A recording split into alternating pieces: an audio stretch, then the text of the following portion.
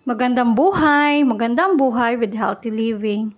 So ngayon pong araw na ito ay magprito tayo ng itlog at gawin natin itong espesyal. So ito po yung ating mga pangunahing sangkap. So meron po tayong carrots, ham,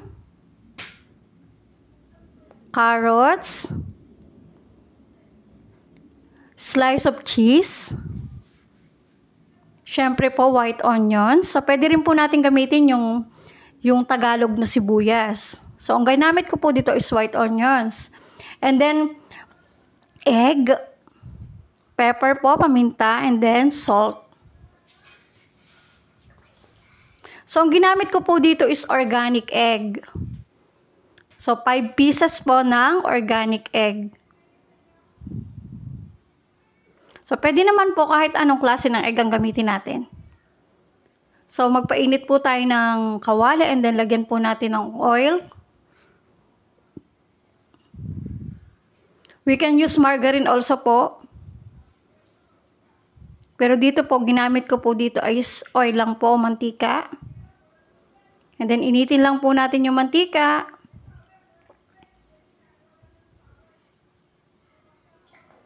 So, gawin nating masarap ang pritong itlog. Gawin nating espesyal.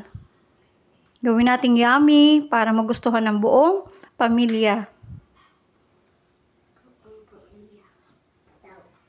Kapag mainit na po yung ating mantika, so pwede na po natin ilagay ang ating carrots.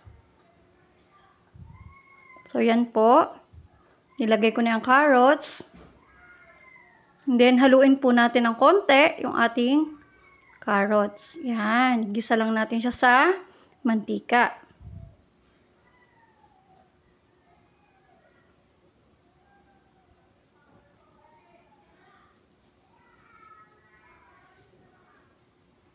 And then, lagay na po natin yung ating white onions.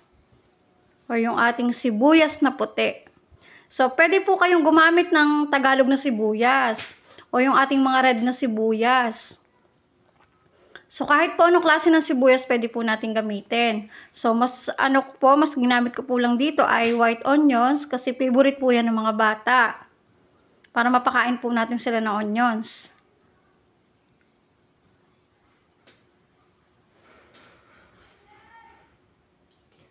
So, yan po. Halu-haluin lang natin.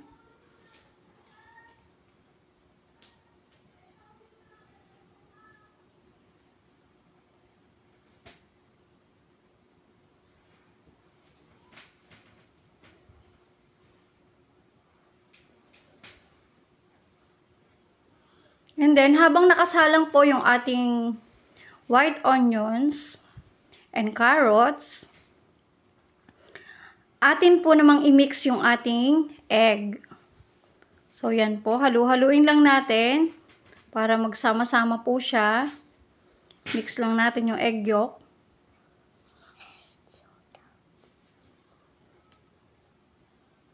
So, yan po.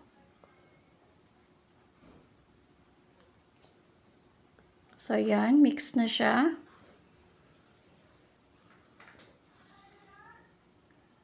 So, yan. Kapag po siya ay na-mix na natin, so, pwede na natin siyang ilagay sa ating ginigisang carrots and onions. So, yan po. So, ibuhos lang natin yung ating mix na egg. So, ito po dapat ay low heat. So, dapat po low heat lang para hindi po masunog. Yan po. Yan, ilagay na po natin ang ating slice of cheese.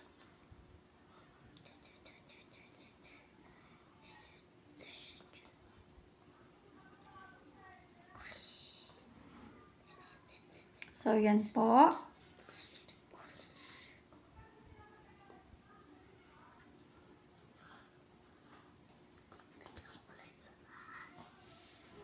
And then, lagyan natin siya ng paminta or pepper.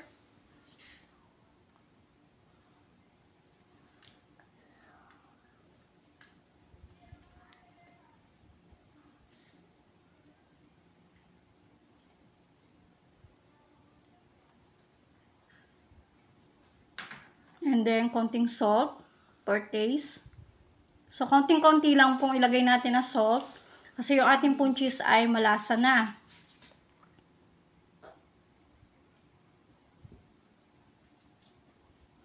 Para hindi po siya maging maalat.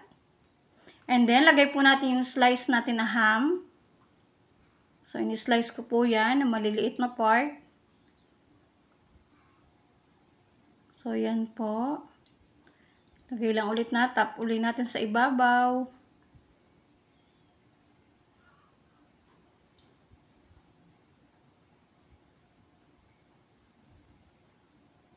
Ikalat lang natin siya dun sa ibabaw, yung ating ham.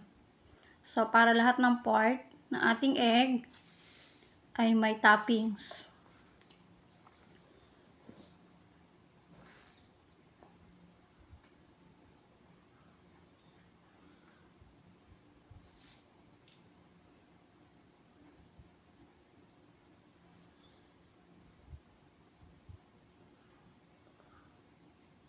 So, goods na goods po ito for 5 to 6 person.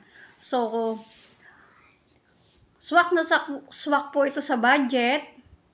At ang kagandahan po nito ay magugustuhan po ng ating buong pamilya. So, atin pong takpan para po ma-steam po yung ating egg. So, yan po. Para po maluto po yung ibabaw. And then, check po natin. So, yan po. Malapit na siya.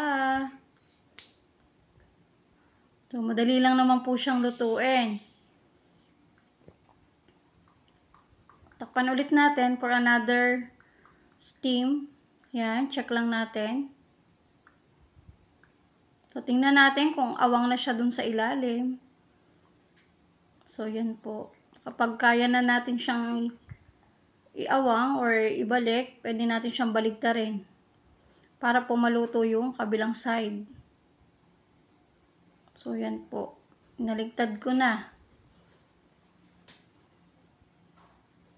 So, para po yung ibabaw ay mas maluto siya. So, yan po.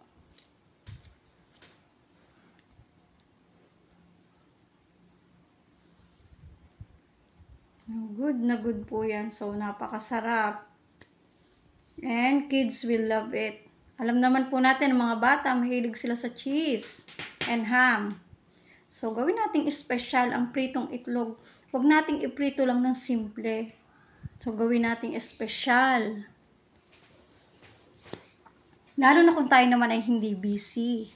At talaga naglalaan tayo ng oras para sa pagluluto, para ihain sa ating hapagkainan. So, pwede po natin itong gawin during ating mga off, rest day, kapag tayo walang pasok sa trabaho, tapos ang mga kids natin, wala din pasok sa school. So, maganda po natin na ito ay ihanda sa kanila. So, magugustuhan po nila yan.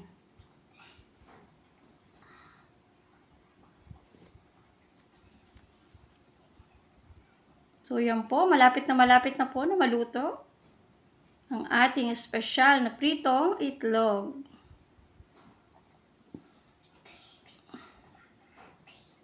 So, yan po ang ating espesyal na pritong itlog. So, yan. Ready to serve na para ihain sa ating pamilya. So, yan po ang ating special na pritong itlog na ating lalong pinasarap. So, wag pong kalimutan na mag-subscribe at i-hit ang notification bell para lagi po kayong updated sa aking mga video.